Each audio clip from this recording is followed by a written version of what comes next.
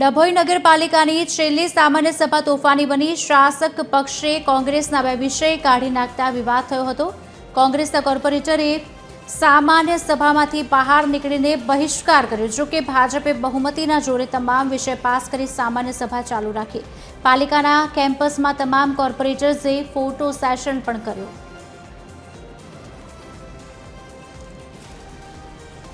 સભ્યશ્રીની ગ્રાન્ટમાંથી જે રોડના કામો સોસાયટી વિસ્તારમાં થવાના હતા, જેમાં 8 થી 10 સોસાયટીના કામો લેવાના હતા, જે વર્ષો જૂની સોસાયટી છે, 15-15, 20-20 વર્ષ જૂની, જેમાં અમે ફરતો ઠરાવ મૂક્યો હતો, જેમાં અમે એમને વારંવાર ફોન કરીને કીધું હતું કે તમે કાં તો ટેકામાં સહી કરો, કાં તો તટસ્થ રહો, કાં તો વિરોધમાં સહી કરો।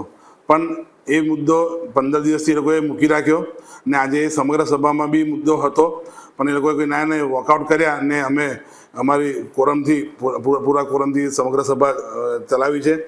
સૌથી પહેલાં અમે 11 તારીખે 51(2) પ્રમાણે અમારા વિષય હતા ડભોઈના જાહેર જનતાને અનુલક્ષીમાં, એમાં વિષય ચડાવવામાં આવેલો હતો પ્રમુખ દ્વારા। પછી પહેલી મિટિંગ મુલતવી રાખી, પછી બીજી બોલાવી તો બીજી મુલતવી રાખી, ત્રીજી બોલાવી ત્રીજીમાં બી મુલતવી રાખી, અને ચોથી મિટિંગમાં અમારા બધા વિષયો કાઢી નાખ્યા।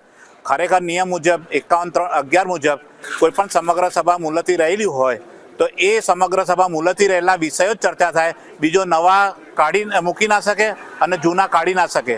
એટલે મુલતવી રહેલી મિટિંગ જે છે એ નિયમ મુજબ મુલતવી રહેલી મિટિંગ એ કોઈ પણ હોય, સહકારી ક્ષેત્રની હોય કે ચાહે મંડળીની હોય, ચાહે નગરપાલિકાની હોય, ચાહે કોઈ પણ સંસ્થાની હોય, મિટિંગ મુલતવી રહેલી હોય તે મિટિંગ મુલતવી સિવાયના બીજા વિષયો ચર્ચામાં લેવાય નહીં।